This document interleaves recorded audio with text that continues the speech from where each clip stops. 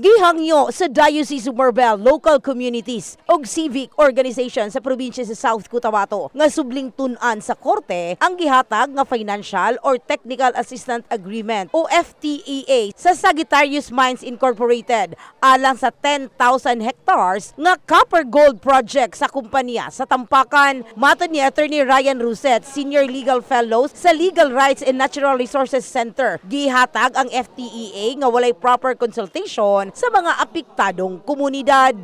Itong FTAA 002, meron siyang 25-year lifespan, no? Nung panahon nagkaroon na kasi ito ng dating kaso tapos na-uphold naman. Una, sabi ng korte, Supreme Court, hindi siya constitutional, but eventually binaliktad ng Supreme Court yung sarili niya. Ngayon, so okay na yun, no? Several years after, in-extend ito. In-extend siya beyond the 25-year term. Nagbigay ng order of extension ang MGB.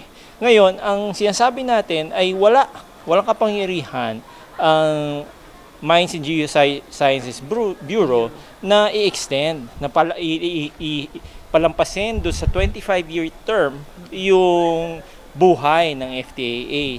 At tayo ay desididong sumusuporta sa ating mga petitioners laban sa Tampakan Mining Project para po formal na i-send off ang ating mga petitioners. Respondent sa gipasakang petition for certiorari sa grupo, mao ang Executive Secretary Lucas Bersamen, DNR Secretary Antonia Yulo Loizaga, Attorney Danilo Oy King sa iyang kapasidad isip OIC Director sa Mines and Geosciences Bureau MGB o SMI, samtang subling gihingusgan ni Bishop Cirilo Casikas nga makaguba sa ecosystem, bahad sa panglawas sa komunidad o pagka-display sa mga residente ang operasyon sa maong mining company. Hinungdan nga angayang makansila na ang 12 katuig nga na-renew nga FTEA nga gihatag sa maong kumpanya. Nakuha ka kitinan ng regulatory requirements ng government, tanan ng mga laws na pinakadako na nagpadapag diri sa locally, environmental code sa South Cotabato, specific provisions na iban ang open pit mining. Although dito sa gobernador kung June ang pag-lift sa ban, no? Sa June, no? Tandaan nyo daw, nag-augit kita, no?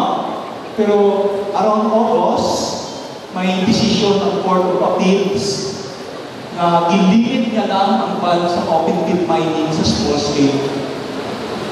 Hindi katangin po tapos ang laban. Galing ang problema ay ang atong provincial government, sa governor, sa legal officer, wala sila nag-file sa motion for reconsideration. Suportado sa mga residente sa probinsya ang lakang sa grupo. Gumikan karon pa lang na sinatian na nila ang dili maayong epekto sa pagmina.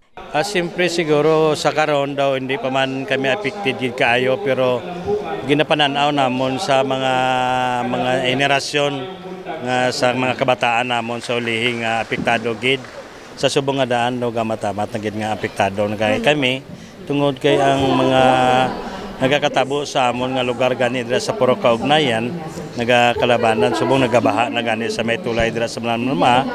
Kag dira gani kami nag-open nagtanom kami sa mga bambo. Kahibaluan nga nagmarcha gikan sa katedral sa Coronadal City ang grupo padulong sa Regional Trial Court aron i-file ang nahisgutang petisyon. Ang 25 years nga FTAA nga gi-award sa SMI ang na-expired na atong Marso 21, 2020. Apan kini ang gi-extend og 12 katuig o hangtod Marso 21, 2032. Ang original nga gi-isyuhan niini mao ang Australian firm Western Mining Corp atong Marso 22, 1995 ug na-acquire kini sa SMI atong 2021. Human gi-aprobahan kini sa kanhi Environment Secretary Gerson Alvarez ang SMI giila isip Southeast Asia largest ug iladong undeveloped copper o gold reserve in the heart of changing lives. Kini sa Brigada Richel Gubalani, Brigada News.